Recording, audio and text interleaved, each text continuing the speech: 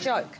I mean, the fact is, if you're in a very dangerous combat situation, apparently men are more inclined to take the bullet for a woman, risk their lives as well as her. I mean, there's all sorts of gendered relationships in the front line that can compromise, in the end, all of them.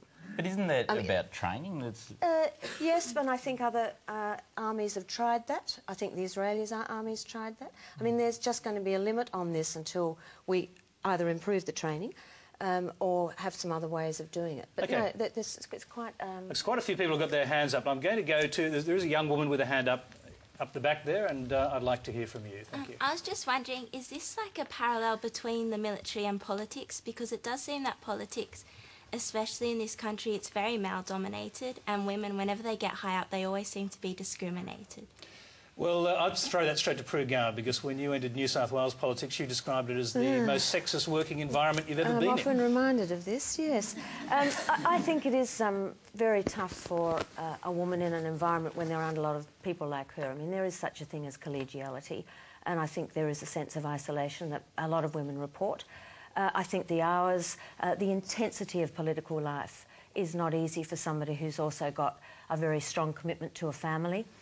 I think the aggressiveness of the parliaments and the fact that you are expected to be aggressive as a way of proving yourself to your colleagues, I think that makes it more difficult for women, but also I think increasingly men. And I think it is just a matter of increasing the numbers, increasing them on merit, not on quotas, and making sure in the end that the party that you're a member of recognises that you've all got a right to be there and not to pigeonhole anybody, not to give women the soft stuff or to expect that they can't handle economics.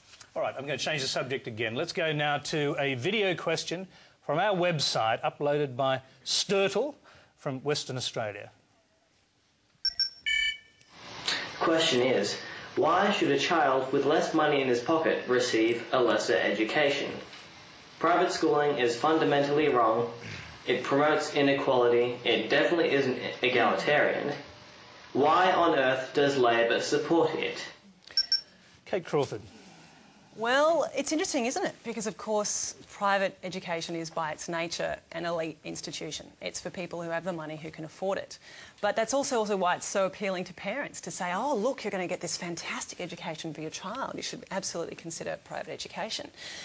I, however, happen to be a passionate advocate of public education, and unfortunately what we have seen in the last 10 years, particularly looking at the way in which Howard decided to fund private schools, we've seen a real loss of resources in this critical sector. So I think one of the things we need to do is to think about what it is that we can offer in public schools that will draw more parents to say, I can trust this system. This is a great system for my kids.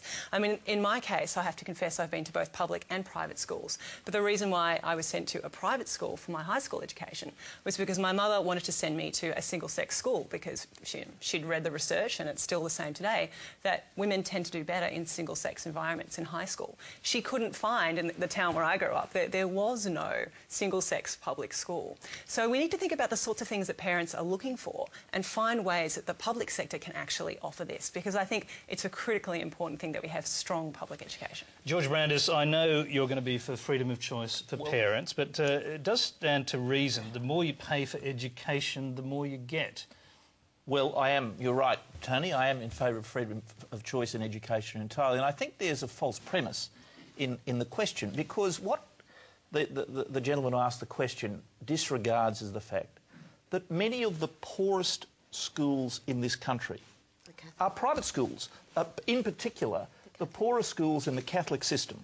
Now you have the Catholic schools are the largest element of the private school system, and you have a large element of the Catholic school system which is less well-resourced than many public schools. So I think this stereotyping notion that if you send your children to a private school, therefore you are sending them to a wealthy school, is nonsense. And coming back to where I began, of course I do believe in freedom of choice. I believe that parents are entitled to send a child to a school that teachers will bring them up, for example, in the family religion, or if they don't want the child brought up according to a particular religious faith. As Kate, in the example of Kate, if a parent wants a child brought up in a single, educated in a single-sex school, that's a matter for the family, that's a matter for the parent. What we need to do is we need to fund those schools and give parents the incentives to the financial capability of being able to afford those schools. So rather than reinforcing the perception of elitism by making the schools so expensive that the only upper middle class and very wealthy people can afford them, what we need to do is to put them in the reach of middle class and lower middle class and working people, which is what the Howard government tried to do. Charles Firth. No, it was obscene the amount the Howard government gave to private schools. It's not like if it was genuine freedom of choice, George. If it was genuine freedom of choice, then the government would give all their money to the public schools, and you could go to the private schools if you wanted to pay for it, and that's your choice. Like, that's freedom of choice. And then you would have a much better public system. And look, I know that it's all about the Catholic vote, and it has been since Menzies, and that's why we have this terrible system. Let's blame Menzies, I agree. But you know, like, it is just obscene. The federal government, I think it was something like $8 billion a year more to the private school sector than the public school. By the end, they were funding the private school sector more than the university sector. But you forgot That's an obscenity. Hang on, you've forgotten the state governments that entirely fund the state sector. Yeah, I'm talking about the federal government. I'm talking about Howard. Oh, don't be ridiculous. The federal government of course is only the state governments fund That's the right. state So the system. federal What are you government is talking there about? topping it up. I mean, that's the only funding the private schools get. They don't get state. And it was an Okay. obscene, and I'm saying it was an obscene amount of money. Anyway. Okay. And they fund all the universities, and that was, you know, and that was less than the amount that they were giving to King's School for their 17th, Olympic swimming pool and their 40th No, you're missing the point. polo field. The Okay, point, no, okay, that's not true. quick That's point, Pru Goward, and then I want to hear from the it's government. not true. The point about private education is that, I mean, no government could ban it, and the point about public education... I'm not saying ban it, just make people pay for it. Okay.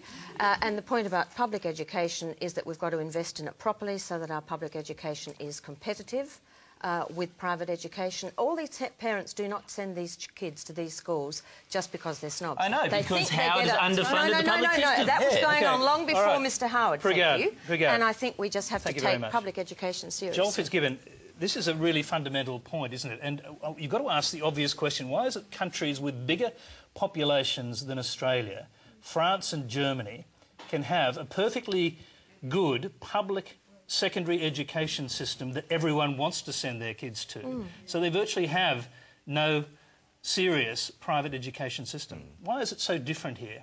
Well, notwithstanding George's misguided views and his attempt to argue the Howard government had the balance right, I hope that everyone on the panel, and indeed everyone in the audience, agrees on one point, and that is that every Australian child is entitled to be able to access a decent education.